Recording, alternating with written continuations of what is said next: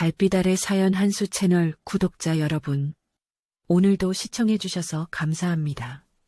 행복하고 즐거운 시간 되시길 바라며 오늘의 사연 시작하겠습니다.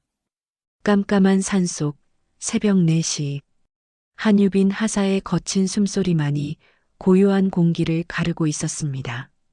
등에 업힌 양금자 사단장의 몸무게가 점점 무거워졌지만 유빈은 멈출 수 없었죠.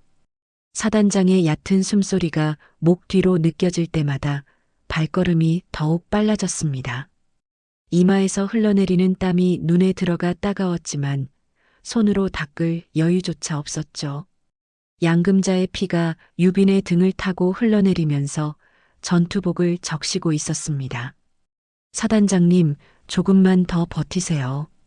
유빈의 목소리는 떨렸습니다. 양금자의 군복은 이미 피로 흠뻑 젖어 있었고 유빈의 등판도 따뜻한 액체로 축축해져 있었죠. 가파른 산길을 내려오면서 유빈은 몇 번이나 넘어질 뻔했지만 그때마다 이를 악물고 버텼습니다. 사단장의 팔이 자신의 어깨를 감싸고 있는 것이 느껴졌는데 그 손길이 점점 약해지고 있다는 것을 알 수 있었죠.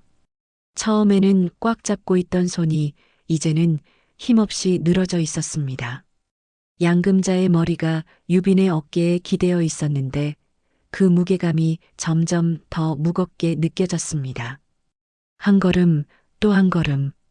유빈의 군화가 축축한 낙엽을 밟을 때마다 바스락거리는 소리가 났습니다. 달빛조차 구름에 가려져 있어서 앞이 거의 보이지 않았지만 유빈은 기억의 의존의 길을 찾아갔죠.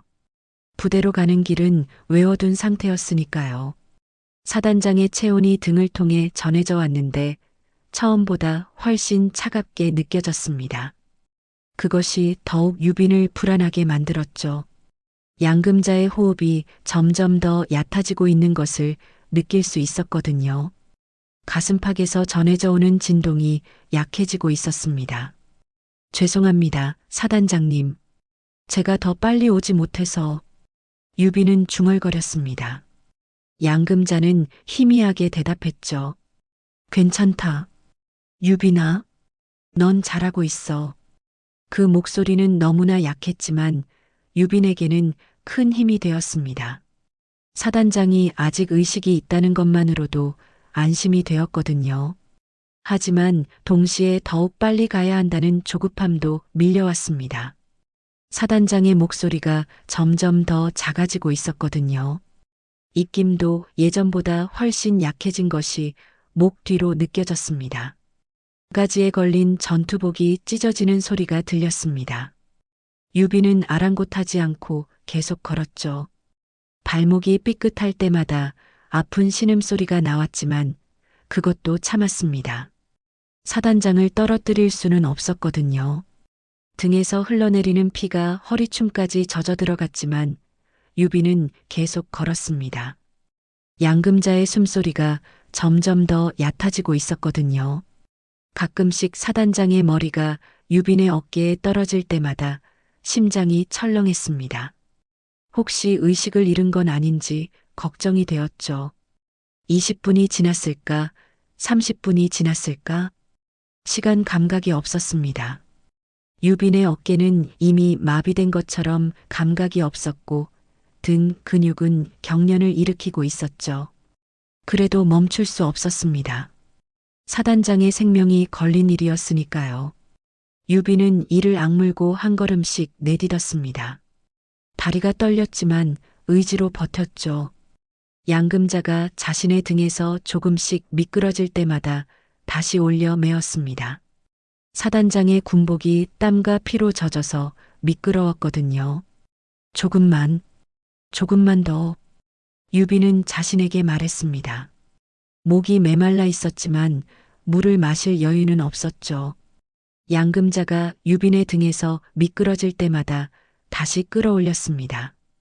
그 과정에서 유빈 자신도 몇 번이나 넘어질 뻔했지만 균형을 잡아가며 걸었죠. 사단장의 무게 때문에 중심을 잡기가 어려웠거든요. 특히 내리막길에서는 더욱 위험했습니다. 한 발 잘못 디디면 둘 다 굴러떨어질 수 있는 상황이었죠. 바위에 발이 걸려 넘어질 뻔했을 때 유비는 재빨리 한 손으로 나무줄기를 잡았습니다. 그 순간 양금자의 몸이 한쪽으로 기울었지만 다행히 떨어뜨리지는 않았죠. 휴! 유비는 잠시 숨을 고르며 다시 자세를 잡았습니다. 사단장의 팔을 다시 자신의 목에 걸고 허리를 굽혀 안정적으로 업었죠. 그리고 다시 걷기 시작했습니다.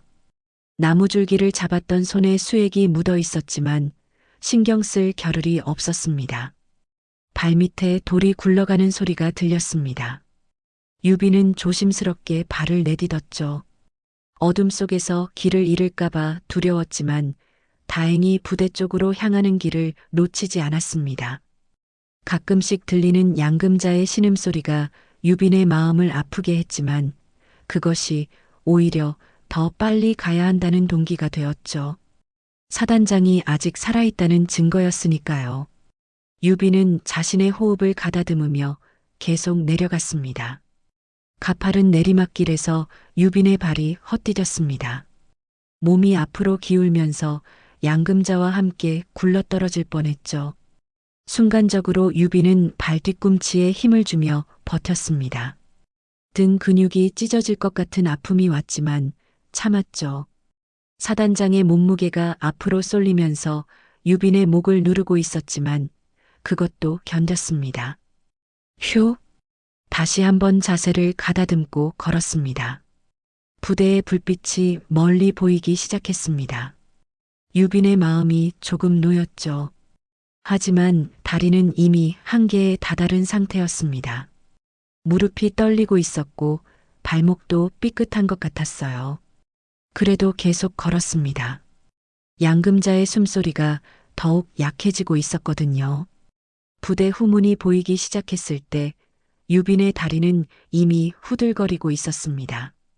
경계 근무를 서던 김희병이 이상한 그림자를 발견하고 전조등을 비췄죠. 누구세요? 떨리는 목소리로 물었지만 유빈은 대답할 힘도 없었습니다. 그저 비틀거리며 앞으로 나아갈 뿐이었죠. 김희병의 전조등 불빛이 유빈의 얼굴을 비쳤는데 그 얼굴은 땀과 흙 그리고 눈물로 범벅이 되어 있었습니다. 입술은 바짝 말라 있었고 눈은 충혈되어 있었어요. 저 사람 등에 업힌 게 김희병의 눈이 커졌습니다. 사단장의 계급장이 전조등 불빛에 반짝였거든요. 사단장님이세요? 김희병은 얼른 무전기를 집어들었습니다. 상황실. 긴급 상황 발생했습니다. 사단장님께서 부상을 당하신 것 같습니다.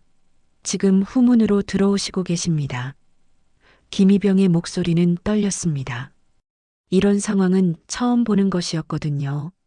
하사가 사단장을 등에 업고 나타나다니 상상할 수도 없는 일이었죠. 상황실에서 즉시 응답이 왔습니다. 뭐라고? 사단장님이? 네. 한유빈 하사가 사단장님을 등에 업고 들어오고 있습니다. 무전기 너머로 웅성거리는 소리가 들렸습니다. 상황실이 순식간에 긴장 상태로 바뀐 것이 느껴졌죠. 지금 즉시 의무실로 연락하고 당직사관을 깨워. 상황실 근무자의 다급한 목소리가 들렸습니다. 부대 안이 순식간에 소란스러워졌습니다. 의무병들이 들것을 들고 뛰어나왔고 당직사관인 박중희가 급히 달려왔죠. 무슨 일이야? 박중희의 다급한 외침이 새벽 공기를 갈랐습니다. 유비는 양금자를 들것에 조심스럽게 내려놓았습니다.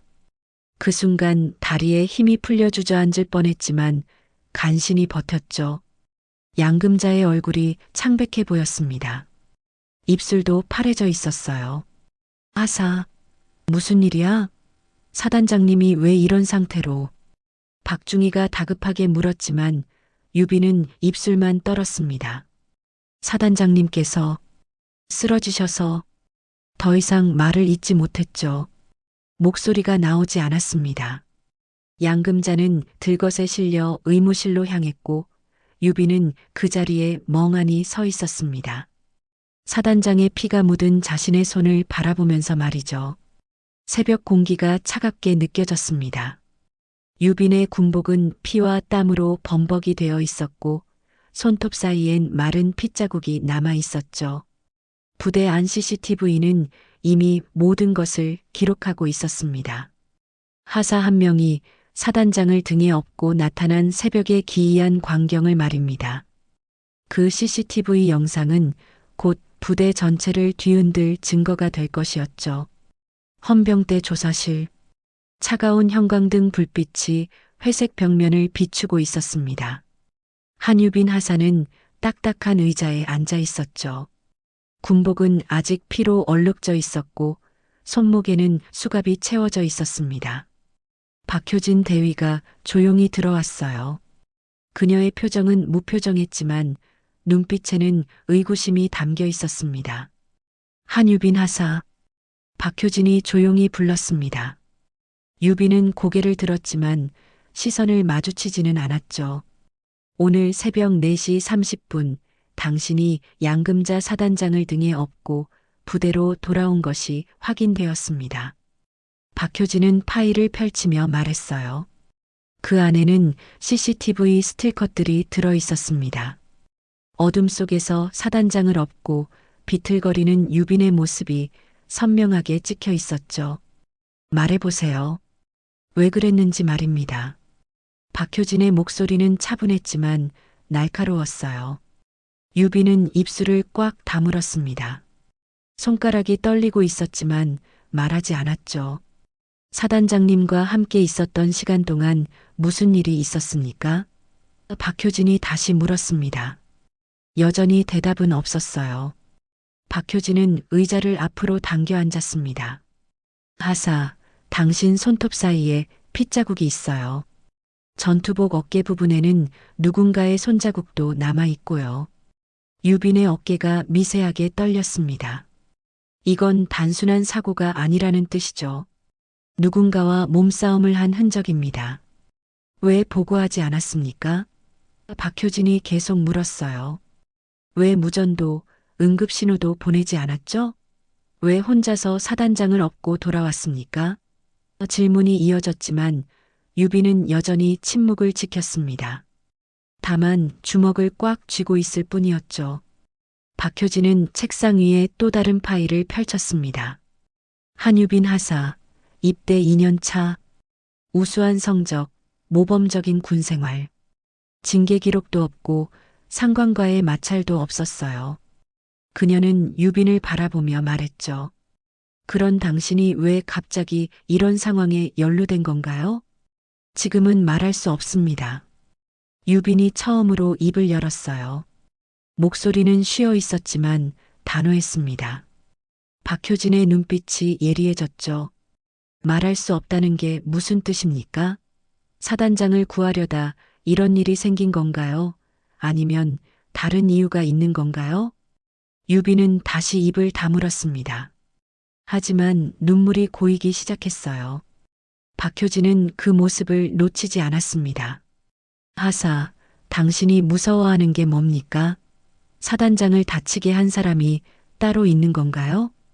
그 사람도 말하면 죽어요. 유빈의 목소리가 떨렸습니다.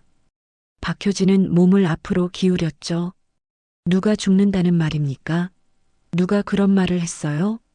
하지만 유빈은 다시 입을 닫았습니다. 더 이상 아무 말도 하지 않았죠. 박효진은 한숨을 쉬었습니다. 하사, 지금 당신에게 씌워진 혐의가 뭔지 알고 있습니까? 그녀는 또 다른 서류를 꺼냈어요. 보고 지연, 작전 무단 이탈, 상관에 대한 기각문란. 심하면 군법회의에 회부될 수도 있습니다. 유빈의 얼굴이 창백해졌습니다. 하지만 여전히 말하지 않았어요. 박효진은 의자에 등을 기댔습니다. 좋아요. 다른 방법으로 접근해보죠. 그녀는 새로운 파일을 펼쳤습니다. 어젯밤 부대 회식이 있었죠. 당신도 참석했고요. 유빈의 몸이 경직되었습니다. 박효진은 그 반응을 놓치지 않았죠. 회식 자리에서 무슨 일이 있었나요? 누군가와 마찰이 있었습니까? 유비는 고개를 저었지만 그 움직임이 자연스럽지 않았어요. 한유빈 하사. 박효진의 목소리가 더욱 진지해졌습니다. 당신이 침묵하는 이유를 저는 알고 싶어요. 사단장을 구한 사람이 왜 피의자가 되어야 하는지도 이해가 안 됩니다. 그녀는 잠시 멈췄다가 말했죠. 하지만 진실은 반드시 밝혀집니다. 당신이 말하지 않아도 말이에요. 유비는 고개를 들어 박효진을 바라봤습니다. 그 눈빛에는 절망과 두려움이 섞여 있었어요. 대위님도 알게 되면 위험해질 거예요. 유빈의 목소리는 간신히 들릴 정도로 작았습니다. 박효진은 몸을 앞으로 기울였죠. 무슨 말입니까? 누가 저를 위험하게 한다는 거예요? 박효진이 물었지만 유빈은 다시 고개를 떨어뜨렸습니다. 저는 그냥 사단장님을 구했을 뿐이에요. 그게 전부입니다. 그것이 유빈이 한 마지막 말이었어요. 박효진은 조사를 계속하려 했지만 유빈은 더 이상 입을 열지 않았습니다. 2시간이 지났지만 결과는 마찬가지였죠. 박효진은 결국 조사를 중단하고 유빈을 임시 구금실로 보냈습니다. 조사실을 나서면서 박효진은 생각에 잠겼습니다. 유빈의 반응으로 봐서는 분명 숨기고 있는 것이 있었어요. 그것도 아주 중요한 것을 말입니다. 하지만 무엇보다 이상한 것은 유빈이 자신을 보호하려는 게 아니라 다른 누군가를 보호하려 한다는 점이었죠. 박효진은 회식 명단을 다시 살펴봤습니다.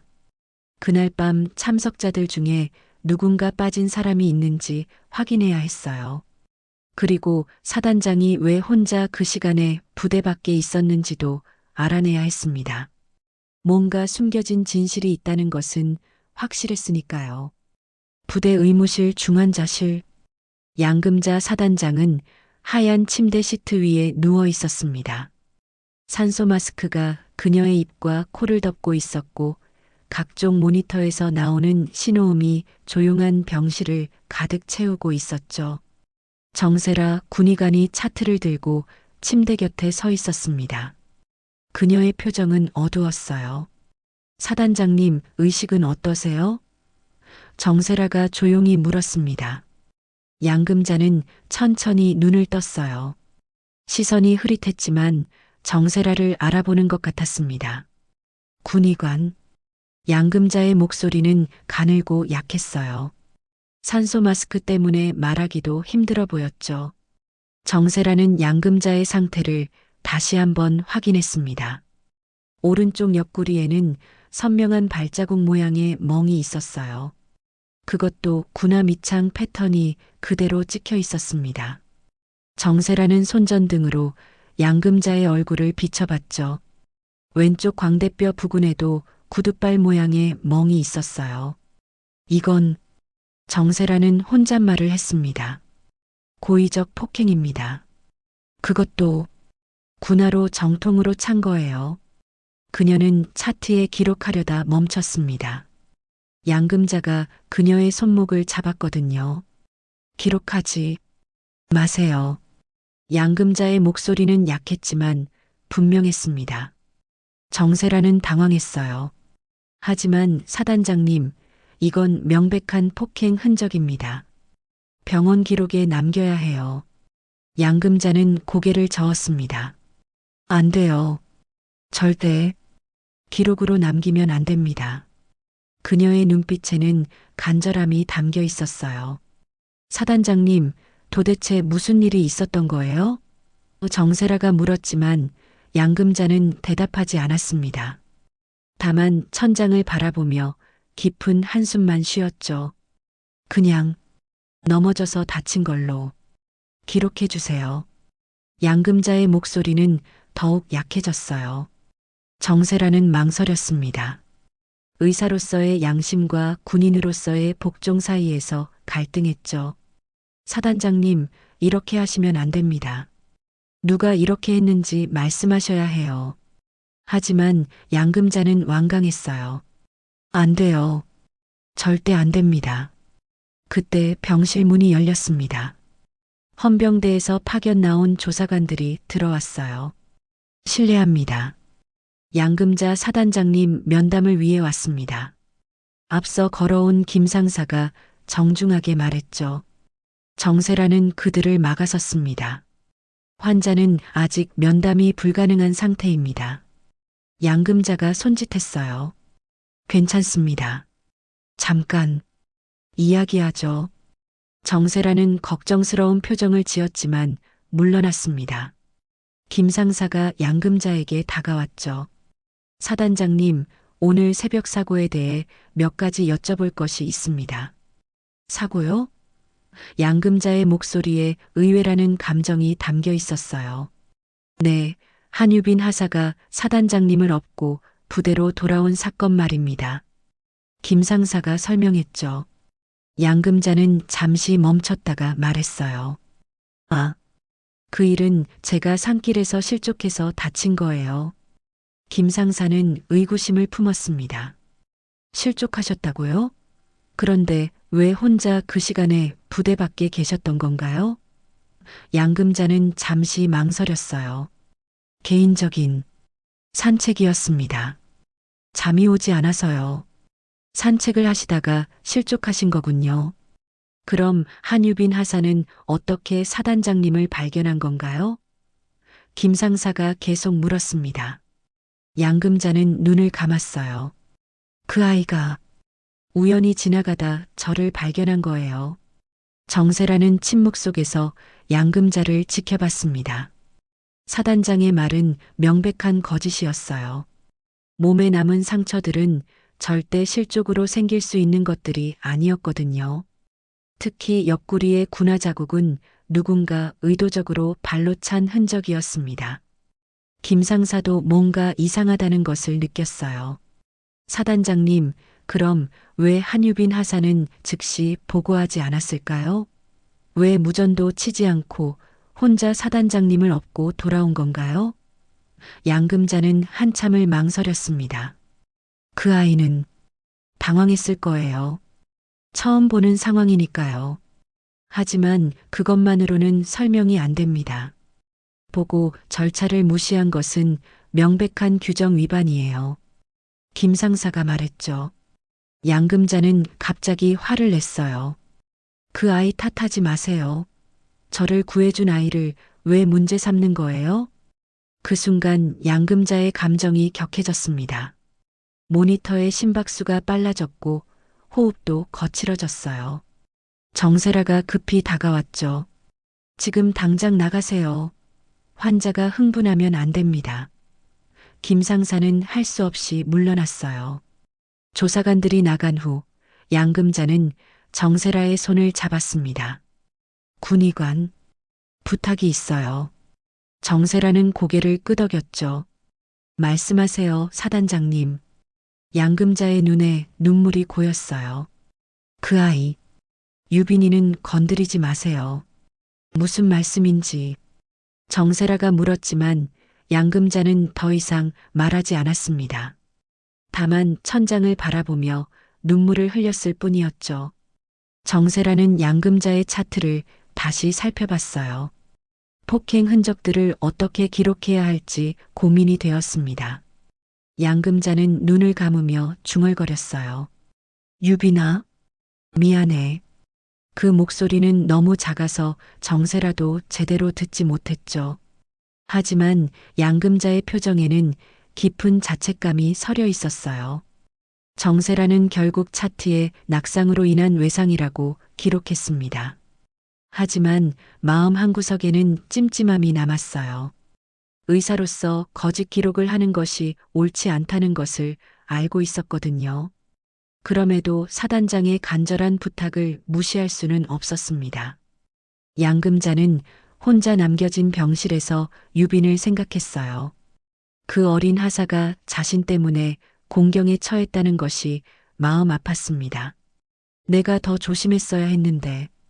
양금자는 후회했지만 이미 늦었어요. 상황은 걷잡을 수 없이 복잡해지고 있었습니다. 헌병대 조사실 한쪽 구석. 박효진 대위는 컴퓨터 모니터 앞에 앉아 어젯밤 회식 참석자 명단을 꼼꼼히 살펴보고 있었습니다. 형광등 불빛이 그녀의 얼굴을 차갑게 비추고 있었죠. 커피 한 잔이 식은 채로 책상 위에 놓여 있었어요. 박효진은 명단을 한 줄씩 확인하며 체크했습니다. 양금자 사단장 참석, 한유빈 하사 참석. 박효진이 중얼거리며 확인하고 있을 때 한 이름에서 멈췄습니다. 이태윤 대위 참석으로 되어 있는데 그녀는 다른 자료를 뒤져봤어요. 회식 사진들이 들어있는 폴더를 열었죠.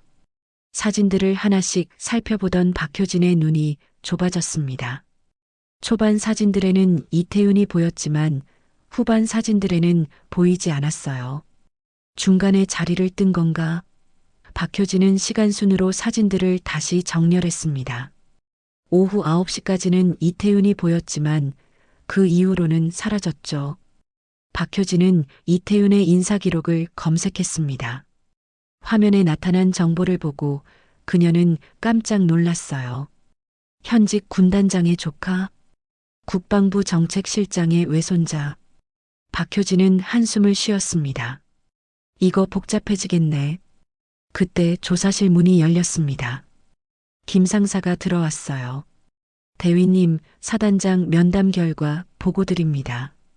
박효진은 고개를 돌렸죠. 어떻게 나왔어요? 김 상사는 의자에 앉으며 말했어요. 실족사고라고 하시네요. 개인 산책 중에 넘어졌다고 합니다. 실족사고? 박효진의 목소리에 의구심이 담겼어요. 의무관 소견은 어떻게 나왔나요? 김 상사는 고개를 저었습니다. 그게 이상해요. 정세라 군의관이 자세한 얘기를 안 해주더라고요. 그냥 낙상 외상이라고만 하고. 박효진은 턱을 괴며 생각에 잠겼습니다.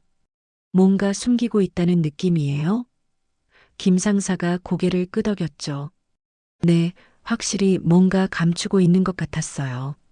사단장님도 한유빈 하사 얘기만 나오면 감정적으로 반응하시고요. 이태윤 대위에 대해 알아봤어요. 박효진이 모니터를 돌려 보였습니다. 어젯밤 회식에 참석했는데 중간에 자리를 뜬 것 같아요. 김 상사는 화면을 들여다봤어요. 이태윤 대위, 이 사람 좀 문제가 많다고 들었는데요. 어떤 문제요?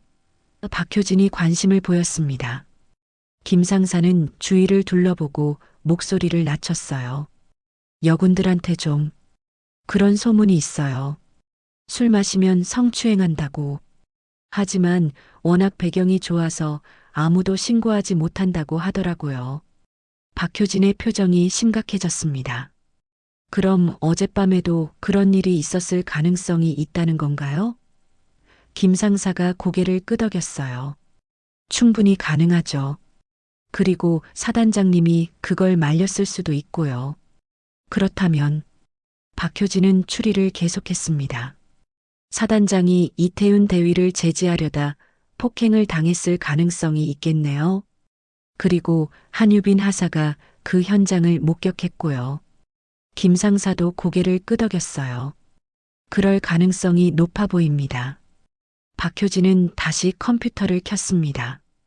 이태윤 대위의 행적을 추적해 봐야겠어요.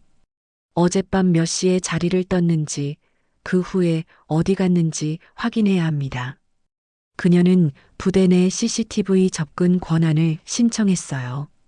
1시간 후 CCTV 영상을 분석한 결과가 나왔습니다. 이태윤은 오후 9시 30분경 회식 장소를 나섰고 그 후 부대 내에서 모습을 찾을 수 없었어요. 하지만 새벽 5시경 자신의 숙소로 돌아오는 모습이 포착되었죠. 여기 보세요. 박효진이 김 상사에게 화면을 보여줬습니다. 새벽 5시에 돌아오는 이태윤 대위예요. 옷이 어떻게 생겼는지 보세요. 화면 속 이태윤의 군복은 흙으로 더러워져 있었고 머리도 흐트러져 있었어요. 김 상사가 자세히 들여다봤습니다. 손목 부분에 뭔가 묻어 있는 것 같은데요. 박효진도 화면을 확대했어요. 혈흔일 가능성이 있어요. 그리고 표정도 어둡고요. 이제 확실해졌네요. 박효진이 말했습니다. 이태윤 대위가 어젯밤 사건과 연관되어 있다는 거 말이에요. 하지만 김 상사는 걱정스러운 표정을 지었어요. 문제는 이 사람을 어떻게 조사하느냐예요. 워낙 배경이 좋아서 박효진은 고민에 빠졌습니다.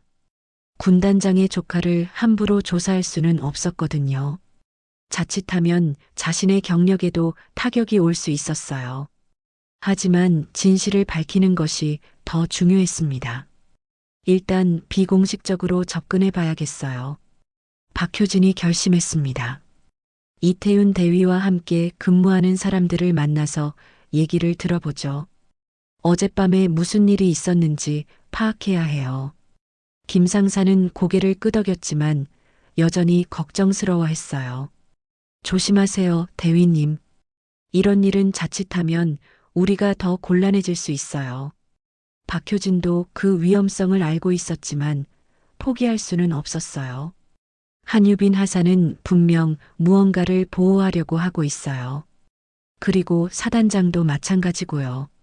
박효진이 말했습니다. 둘 다 이태윤 대위를 두려워하고 있는 것 같아요. 아니, 정확히는 그의 배경을 두려워하고 있는 거죠. 박효진은 자료들을 정리하며 계획을 세웠습니다. 이태윤 대위의 평소 행실을 조사하고 어젯밤 회식에서 무슨 일이 있었는지 파악해야 했어요. 그리고 한유빈 하사가 왜 그토록 침묵을 지키는지도 알아내야 했습니다. 내일부터 본격적으로 조사에 들어가죠. 박효진이 말했어요.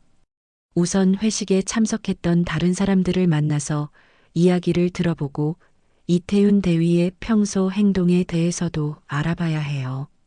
김 상사가 동의했습니다. 하지만 둘 다 알고 있었어요.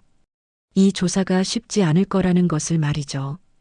권력과 진실 사이에서 균형을 잡아야 하는 어려운 싸움이 기다리고 있었습니다.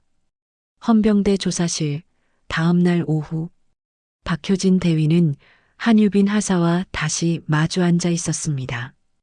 유빈의 얼굴은 하루 만에 더욱 수척해져 있었어요. 눈가에는 다크서클이 짙게 자리 잡고 있었고 입술은 바짝 말라 있었죠. 박효진은 새로운 접근을 시도해 보기로 했습니다. 한유빈 하사. 박효진이 조용히 불렀습니다. 어제 제가 여러 사람들과 이야기를 나눠봤어요. 회식에 참석했던 분들과 말이죠. 유빈의 어깨가 미세하게 떨렸어요. 박효진은 그 반응을 놓치지 않았습니다. 이태윤 대위에 대한 이야기를 많이 들었어요. 박효진이 계속 말했죠. 유빈의 주먹이 꽉 쥐어졌습니다. 특히 여군들에 대한 그의 행동에 대해서 말이에요. 유빈의 호흡이 빨라지기 시작했어요. 박효진은 의자를 앞으로 당겨 앉았습니다. 하사, 어젯밤 회식에서 이태윤 대위가 당신에게 뭔가 했나요? 유빈은 고개를 저었지만 그 움직임이 너무 격했어요. 거짓말을 하고 있다는 것이 분명했습니다. 아니면 다른 여군에게 뭔가 했나요? 박효진이 다시 물었습니다. 이번엔 유빈의 눈에 눈물이 고였어요. 말하세요, 하사. 당신이 아무 말도 하지 않는 이유가 자신을 지키기 위해서가 아니라면 대체 왜 침묵하는 겁니까? 유빈은 한참을 망설이다가 입을 열었습니다. 대위님은 모르실 거예요. 목소리가 떨렸어요. 그 사람이 얼마나 무서운 사람인지, 그 사람의 배경이 얼마나 큰지 말이에요. 박효진은 몸을 앞으로 기울였습니다. 알고 있어요. 군단장의 조카이고 국방부 고위직의 외손자라는 것도 알고 있습니다. 유빈이 놀란 표정을 지었어요. 그럼 더욱 아실 거 아니에요. 제가 그 사람을 고발하면 어떻게 될지. 그래서 사단장님이 대신 맞으신 거예요? 박효진이 직접적으로 물었습니다. 유빈의 얼굴이 창백해졌어요. 사단장님이 당신을 보호하려다 이태윤 대위에게 폭행을 당하신 거죠? 유빈은 눈물을 흘리기 시작했습니다. 사단장님께서 군은 나 하나로 욕먹으면 안 된다고 했습니다. 목소리가 점점 작아졌어요. 그 말이 잊혀지질 않아서요. 박효진은 유빈의 말에 충격을 받았습니다. 사단장님이 그런 말씀을 하셨다고요? 유빈이 고개를 끄덕였어요. 네. 그래서 제가 말할 수가 없는 거예요. 사단장님의 희생을 헛되게 만들 순 없잖아요. 하지만 하사, 그건 잘못된 생각이에요. 박효진이 말했습니다. 진실을 숨기는 것이 군대를 지키는 일이 아니에요. 오히려 썩은 부분을 도려내야 군대가 건강해지는 거죠. 유빈은 고개를 저었습니다. 대위님도 모르세요. 이태윤 대위 같은 사람들이 얼마나 많은지, 그들이 얼마나 큰 힘을 가지고 있는지. 유빈의 목소리에는 절망이 담겨 있었어요. 그날 밤 정확히 무슨 일이 있었는지 말해주세요. 박효진이 부드럽게 말했습니다. 더 이상 혼자 짊어지지 마세요. 유빈은 한참을 망설이다가 입을 열었습니다. 회식이 끝나갈 무렵이었어요. 이태윤 대위가 술에 취해서 후임 여군을 괴롭히고 있었어요. 유빈의 목소리가 떨렸습니다. 어떻게 괴롭혔나요? 박효진이 조심스럽게 물었어요. 유빈은 눈을 감았습니다. 손을 이상한 데 댔어요. 그리고 같이 가자고 억지로 끌고 가려고 했어요. 박효진의 표정이 굳어졌습니다. 그래서 사단장님이 나서신 거군요. 유빈이 고개를 끄덕였어요. 네. 사단장님이 그만하라고 하시니까 이태윤 대위가 화를 내면서 폭행을 가한 거군요. 박효진이 말을 마쳤어요. 유빈은 눈물을 흘리며 고개를 끄덕였습니다. 처음에는 말로만 하더니 갑자기 사단장님을 밀치고 그리고 발로 차기 시작했어요. 박효진은 주먹을 꽉 쥐었습니다. 그걸 당신이 목격한 거고요. 유빈이 대답했어요. 네. 저는 말리려고 했지만 제가 뭘 할 수 있겠어요. 계급도 낮고 그래서 사단장님을 업고 도망친 거군요. 박효진이 이해했습니다. 유빈은 고개를 끄덕였어요. 사단장님이 의식을 잃으셔서 어떻게 해야 할지 몰라서 그냥 부대로 데려왔어요. 박효진은 한참을 생각했습니다. 하사, 그럼 왜 진작 이 얘기를 하지 않았어요? 유빈이 대답했어요. 이태윤 대위가 저를 찾아와서 협박했어요. 만약 이 일을 발설하면 저뿐만 아니라 제 가족들도 가만두지 않겠다고. 박효진의 분노가 치밀어 올랐습니다. 언제 협박을 받았나요? 유빈이 대답했어요. 어젯밤 구금실에 있을 때요. 면회를 신청해서 와서는 구금실에서 협박을. 박효진이 놀랐습니다. 그건 규정 위반이에요. 조사 중인 피의자와의 접촉은 금지되어 있습니다. 유빈은 쓰게 웃었어요. 규정이 뭐 소용이에요? 그 사람은 규정 따위 신경 쓰지 않아요. 자기가 원하는 건 다 할 수 있는 사람이거든요. 박효진은 이 모든 상황이 얼마나 복잡하고 어려운지 깨달았습니다. 권력을 가진 자의 횡포와 그것을 막으려는 정의 사이에서 벌어지는 싸움이었어요. 그리고 그 과정에서 선량한 사람들이 피해를 보고 있었습니다. 하사, 이제 더 이상 혼자 견디지 마세요. 박효진이 말했습니다. 제가 도와드릴게요. 반드시 진실을 밝혀내겠어요. 하지만 유빈은 여전히 걱정스러워했습니다. 대위님도 위험해질 수 있어요. 이태윤 대위의 배경을 생각해 보세요. 박효진은 단호하게 말했어요. 그것 때문에 진실을 포기할 수는 없어요. 정의는 반드시 승리해야 합니다. 유빈은 처음으로 희망적인 표정을 지었습니다. 비록 작은 희망이었지만 그것만으로도 충분했어요. 진실을 말할 용기를 얻었으니까요. 부대 의무실 중환자실, 이틀 후 오전. 양금자 사단장은 침대에 반쯤 기대어 앉아 있었습니다. 얼굴의 멍은 여전히 선명했지만 의식은 많이 또렷해진 상태였어요. 정세라 군의관이 마지막 검진을 마치고 차트에 기록하고 있었죠. 그때 병실 문이 조용히 열렸습니다. 한유빈 하사가 조심스럽게 들어왔어요. 박효진 대위의 허락을 받고 사단장을 면회하러 온 것이었습니다. 유빈의 얼굴은 며칠간의 조사와 스트레스로 인해 많이 상해 있었어요. 양금자는 유빈을 보자마자 눈물을 글썽였습니다. 유빈아. 양금자의 목소리는 여전히 약했지만 따뜻함이 담겨 있었어요. 유빈은 침대 곁으로 다가가 정중하게 인사했습니다. 사단장님, 안녕하세요. 목소리가 떨렸어요. 며칠 동안 걱정이 얼마나 컸는지 알 수 있었죠. 정세라 군의관은 두 사람에게 조용히 시간을 주기 위해 병실을 나갔습니다. 유빈과 양금자는 잠시 침묵 속에서 서로를 바라봤어요. 양금자가 먼저 입을 열었습니다. 유빈아, 난 내가 왜 말을 안 했는지 알아. 양금자의 목소리에는 미안함이 가득했어요. 내가 두려워한 건 군이 아니라 너까지 이 일로 더럽혀지는 거였지? 유빈은 고개를 떨어뜨렸습니다. 사단장이 모든 것을 이해하고 있다는 것을 알 수 있었어요. 사단장님께서 다치신 것도 제 때문이에요. 유빈이 자책하며 말했습니다. 제가 더 빨리 나섰어야 했는데, 제가 더 용감했다면. 양금자는 고개를 저었어요. 아니야, 유빈아. 넌 충분히 용감했어. 양금자는 유빈의 손을 잡았습니다.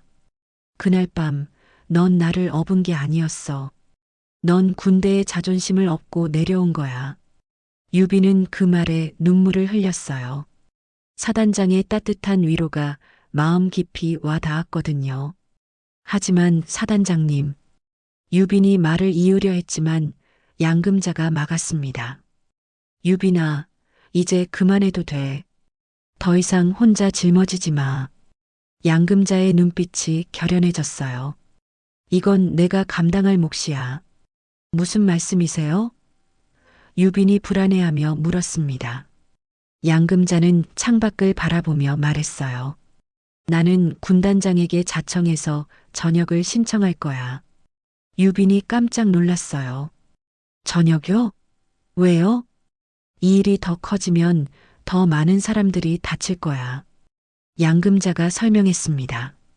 이태훈 같은 놈들은 자신들의 권력을 지키기 위해서라면 무엇이든 할 사람들이거든. 유빈은 이해할 수 없다는 표정을 지었어요. 사단장님, 그럼 이태훈 대위는 아무 처벌도 받지 않는 건가요? 유빈의 목소리에 분노가 섞여 있었어요. 양금자는 쓴웃음을 지었습니다. 유빈아, 세상은 우리가 생각하는 것처럼 공정하지 않아. 때로는 후퇴하는 것이 더 큰 승리를 위한 길이기도 해. 하지만 그건 너무 불공평해요. 유빈이 목소리를 높였습니다. 사단장님이 잘못한 게 없잖아요. 오히려 저를 지켜주시려다가. 양금자는 유빈의 어깨를 다독였어요. 유빈아, 내가 지키고 싶었던 건 너 한 사람이 아니야. 양금자가 천천히 말했습니다. 이 군대에서 일하는 모든 여군들, 그리고 정의로운 모든 사람들을 지키고 싶었어. 하지만 내 방법이 틀렸나 봐. 양금자는 잠시 멈췄다가 계속 말했어요. 내가 이 일을 키우면 이태훈 같은 놈들이 보복할 거야. 그럼 너뿐만 아니라 다른 여군들도 피해를 볼 수 있어. 그건 내가 원하는 게 아니야. 유빈은 사단장의 말을 이해하려 노력했습니다. 하지만 여전히 받아들이기 어려웠어요. 그럼 앞으로도 계속 이런 일이 반복되는 건가요? 힘 있는 사람들이 약한 사람들을 괴롭히는 일이? 당장은 그럴 수도 있어. 양금자가 솔직하게 말했습니다. 하지만 언젠가는 바뀔 거야. 너 같은 사람들이 있는 한 말이야. 양금자는 유빈을 바라보며 미소를 지었어요. 유빈아, 넌 그날 밤 정말 대단했어. 양금자가 말했습니다. 두려움에도 불구하고 옳은 일을 하려 했잖아. 그리고 나를 포기하지 않고 끝까지 업고 내려왔고 그 용기를 잃지 마. 유비는 눈물을 닦으며 고개를 끄덕였습니다. 사단장님, 정말 전역하실 거예요? 양금자가 대답했어요. 응, 이게 최선의 방법이야. 내가 물러나면 이 일은 조용히 정리될 거고 너도 안전할 거야. 하지만 유빈이 말하려 했지만 양금자가 손짓으로 막았습니다. 유빈아, 내 결정을 존중해줘. 이건 내가 할 수 있는 마지막 선택이야. 양금자의 목소리에는 확신이 담겨 있었어요. 두 사람은 한참을 침묵 속에서 앉아 있었습니다. 유비는 사단장의 희생을 받아들이기 어려웠지만 그녀의 깊은 뜻을 이해하려 노력했어요. 양금자는 창밖의 하늘을 바라보며 자신의 결정이 옳은지 다시 한번 생각해 봤습니다. 유빈아, 약속해줘. 양금자가 마지막으로 말했습니다. 앞으로도 계속 정의로운 사람이 되어줘. 그리고 언젠가 내가 더 큰 힘을 가지게 되면 나처럼 누군가를 지켜줘. 유비는 고개를 끄덕이며 대답했습니다. 네, 사단장님. 약속드릴게요. 그 약속에는 감사함과 결의가 함께 담겨 있었어요. 저녁 신청이 수리된 지 일주일 후 한유빈 하사는 자신의 사물함을 정리하고 있었습니다. 며칠 전 양금자 사단장의 전역이 공식 발표되었고 사건은 개인적인 사고로 마무리되었어요. 이태윤 대위에 대한 어떤 조치도 없었죠. 유빈도 결국 전역을 선택했습니다. 더 이상 이 부대에 남아있을 수 없었거든요. 사물함 문을 열자 가장 위에 하얀 봉투 하나가 놓여 있었습니다. 유빈은 그것을 조심스럽게 집어들었어요. 봉투에는 자신의 이름이 단정한 글씨로 적혀 있었죠. 양금자 사단장의 글씨였습니다. 유빈은 봉투를 열고 편지를 꺼냈어요. 편지지도 하얗고 깔끔했고 글씨는 여전히 단정했지만 약간 떨리는 것 같았어요. 유빈은 숨을 깊게 들이마시고 편지를 읽기 시작했습니다. 유빈아, 이 편지를 읽고 있다는 것은 내가 전역을 결정했다는 뜻이겠지. 미안해. 내가 너를 더 잘 보호하지 못해서, 내가 이런 선택을 하게 만들어서. 유빈의 눈에 눈물이 고이기 시작했어요. 사단장의 마음이 그대로 전해져 왔거든요. 내 등에 실렸던 건 내 몸이 아니라 내가 감추고 싶었던 이 군대의 수치였어. 너는 그 무거운 짐을 지고 끝까지 걸어왔지. 정말 고마워. 그리고 정말 미안해. 유비는 편지를 읽으면서 그날 밤을 다시 떠올렸습니다. 사단장을 업고 산길을 내려오던 그 순간들, 무게감, 두려움, 그리고 포기하지 않았던 의지까지 모든 것이 생생하게 기억났어요. 유빈아, 내가 전역을 선택한 것을 이해하지 못할 수도 있어. 왜 싸우지 않고 도망쳤느냐고 생각할 수도 있고, 하지만 때로는 전략적 후퇴가 필요해. 지금은 우리가 이길 수 없는 싸움이거든. 유비는 고개를 끄덕였어요. 사단장의 마음을 이제야 조금씩 이해할 수 있었거든요.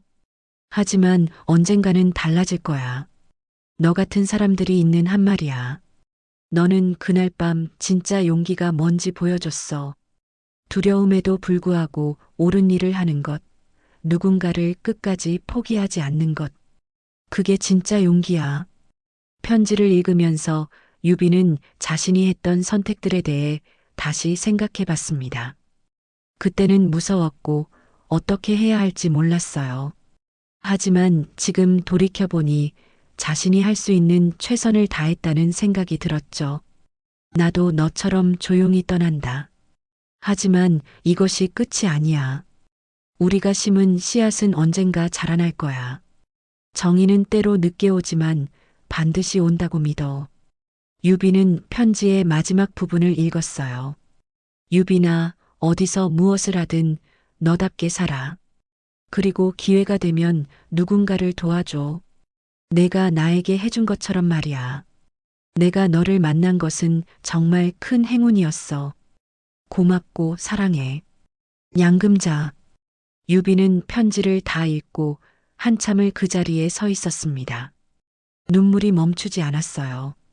슬픔과 감사함, 그리고 결의가 뒤섞인 복잡한 감정이었죠. 사물함 정리를 마치고 부대를 나서는 길에 유비는 의무실 쪽을 바라봤습니다. 양금자 사단장은 이미 며칠 전에 전역했어요. 마지막 인사도 제대로 나누지 못했죠. 하지만 이 편지가 그 어떤 인사보다 소중했습니다. 부대 정문을 나서면서 유비는 뒤를 돌아봤어요. 이곳에서 보낸 시간들, 좋았던 기억들과 아팠던 기억들이 모두 소중했어요. 특히 양금자 사단장과의 만남은 자신의 인생을 바꿔놓은 중요한 경험이었죠.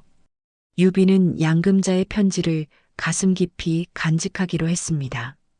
그리고 사단장이 말했던 것처럼 언젠가 기회가 되면 누군가를 도와주는 사람이 되기로 결심했어요. 버스를 기다리면서 유비는 자신의 미래에 대해 생각했습니다.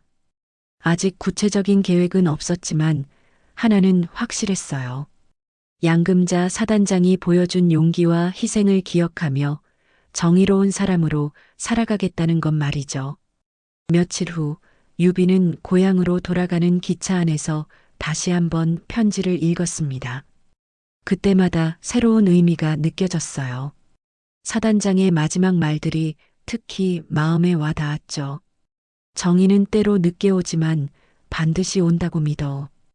유비는 창밖을 바라보며 생각했습니다. 언젠가는 정말 달라질 거라고. 자신 같은 사람들이, 양금자 사단장 같은 사람들이 있는 한 세상은 조금씩 나아질 거라고 말이에요. 기차가 고향역에 도착했을 때 유비는 새로운 시작에 대한 희망으로 가득 차 있었습니다. 양금자 사단장의 가르침을 가슴에 품고 더 나은 세상을 만드는데 기여하는 사람이 되겠다고 다짐하면서 말이죠. 몇 년 뒤 시골의 한 고등학교 운동장. 따뜻한 봄 햇살이 내리쬐는 오후였습니다. 체육복을 입은 한 여교사가 학생들 앞에서 호루라기를 불었어요. 자, 오늘은 학교 뒤편산으로 등산을 갑니다. 그녀의 목소리는 밝고 활기찼어요. 바로 한유빈이었습니다. 학생들이 웅성거리며 모여들었어요. 선생님, 산이 너무 높아 보이는데요. 한 학생이 걱정스럽게 말했습니다. 유비는 미소를 지으며 대답했어요. 괜찮아. 천천히 올라가면 돼. 무리하지 말고 말이야. 등산을 시작하자 학생들은 처음엔 신나게 뛰어갔지만 곧 숨이 차기 시작했어요.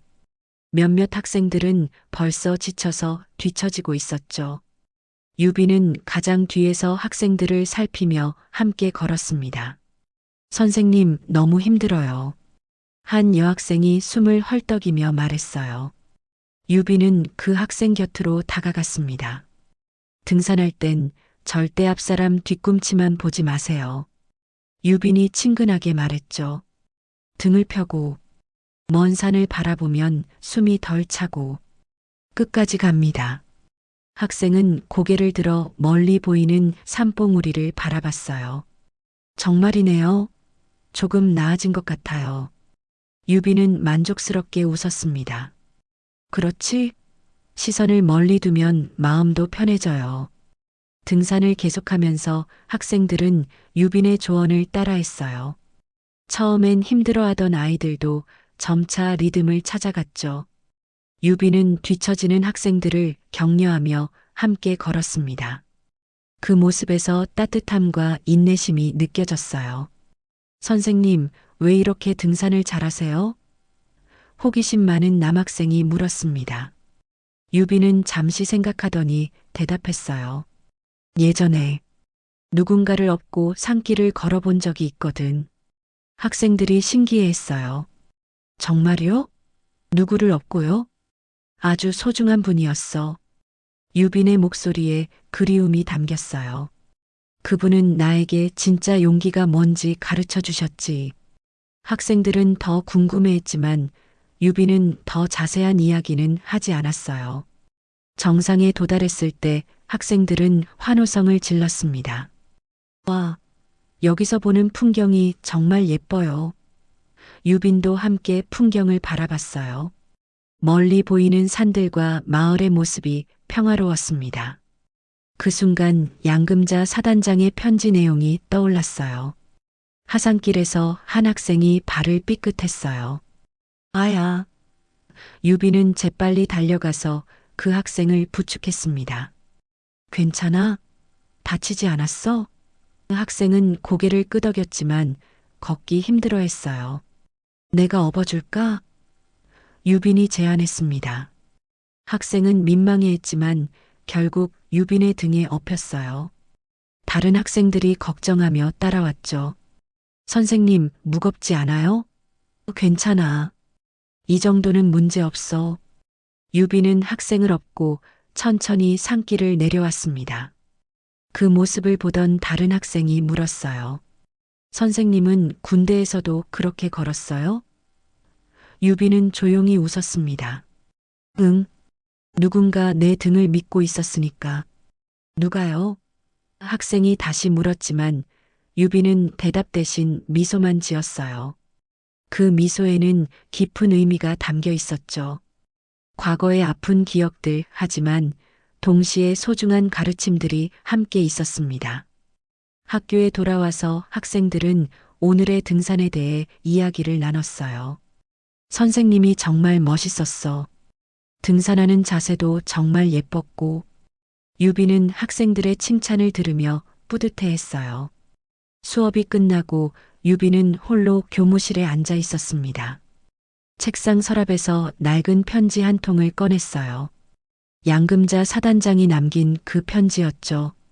몇 년이 지났지만 여전히 소중하게 보관하고 있었습니다. 편지를 다시 읽으며 유비는 생각했어요. 자신이 지금 하고 있는 일이 사단장이 원했던 것일까? 학생들을 가르치고 그들에게 용기와 희망을 주는 것이 말이에요. 그때 교실에서 학생 하나가 뛰어왔어요. 선생님, 내일도 등산 갈 수 있어요? 유비는 편지를 조심스럽게 접어 넣으며 대답했어요. 물론이지. 하지만 오늘처럼 서로 도우면서 가야 해. 네. 선생님처럼 누군가 힘들면 도와줄게요. 학생이 밝게 말했어요. 유비는 그 말에 가슴이 따뜻해졌습니다. 양금자 사단장이 말했던 씨앗이 자라나고 있는 것 같았거든요. 저녁이 되어 유비는 집으로 돌아가는 길에 하늘을 올려다봤어요. 별들이 반짝이고 있었죠. 사단장님, 저 잘하고 있죠? 유빈이 혼잣말로 중얼거렸어요. 바람이 살랑 불어왔습니다. 마치 양금자가 대답하는 것 같았어요. 잘하고 있어, 유빈아. 정말 잘하고 있어. 유빈은 미소를 지으며 집으로 향했습니다. 그날 밤 유빈은 일기를 썼어요. 오늘 학생들과 등산을 했다. 한 아이가 다쳐서 업어주었는데 예전 기억이 떠올랐다. 하지만 이번엔 아프지 않았다. 오히려 뿌듯했다. 내가 누군가에게 의지가 되어줄 수 있다는 것이 감사했다. 유비는 일기를 덮고 창밖을 바라봤어요. 내일도 학생들과 함께할 생각에 설렜습니다. 그리고 언젠가 이 아이들도 누군가를 도와주는 사람이 되길 바랐어요. 양금자 사단장이 자신에게 해준 것처럼 말이죠. 시간은 흘렀지만 그날 밤 산길에서 배운 진정한 용기는 여전히 유빈의 마음속에 살아 숨쉬고 있었습니다. 그리고 그 용기는 이제 새로운 세대에게 전해지고 있었어요.